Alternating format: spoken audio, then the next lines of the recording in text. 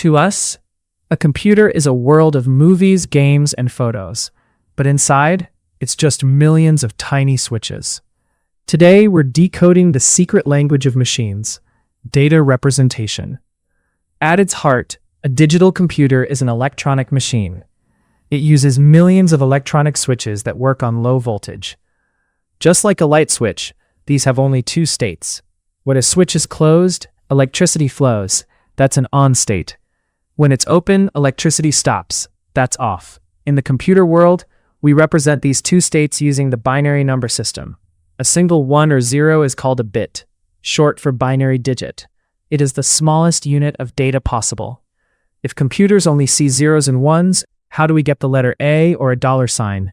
We use alphanumeric codes. By grouping bits together, we create unique patterns. For example, the code 1000100 represents the letter D.